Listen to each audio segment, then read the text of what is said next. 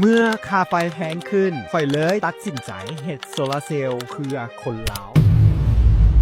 เขาบ่ได้เลือกเครื่องชื่อแต่เขาเลือกเครื่องที่แก้ไขปัญหาได้จริงโซลาโลบ่ได้เริ่มจากการซอกหาเครื่องที่ถึงที่สุดแต่เริ่มจากคำถามง่ายๆว่าลูกค้าลำบากวันไหนในงานแคนตันแฟร์พวกเขาบังเอิญเจอโรงงานเสาโซลาร์เซลล์เป็นบูธน้อยๆบูธหนึ่งถ้าเบิ่งจากข้างนอกบ่มีอย่างบอกเลยว่านี่คือโรงงานระดับโลกแต่พอเขาได้ล้มกับเฒ่าแก่เขาฮู้เลยว่าคนนี้แล้วเข้าใจปัญหาของลูกค้าแท้ ทุกคนตอนนี้เรามาโรงงาน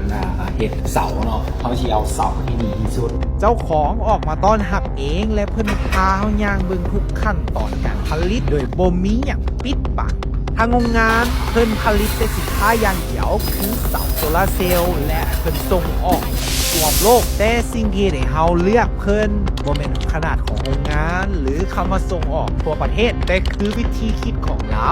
เล่าเรื่องให้ฟังว่าเสาโซลาร์เซลล์เคยเป็นของดีแต่มันขายยากบ่แม่นย้อนคุณภาพแต่ย้อนค่าส่งมันแพงกว่าค่าเสาแทนที่เราจะโทษว่าตลาดบ่ดีเราเลือกที่จะเบิ่งปัญหาของลูกค้าว่าเป็นหยัง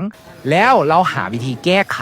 เราตัดเสาออกเป็น3ท่อนเพื่อลดค่าขนส่งและเฮ็ดให้มันติดตั้งง่ายและเฮ็ดให้ทุกคนเข้าถึงได้วิธีนี้ลดค่าใช้จ่ายในการขนส่งถึงครึ่งนึงนี่แหละคือเหตุผลที่โซลาโลเลือกโรงงานนี้เพราะโซลาโลเชื่อว่าพลังงานแสงตะเวน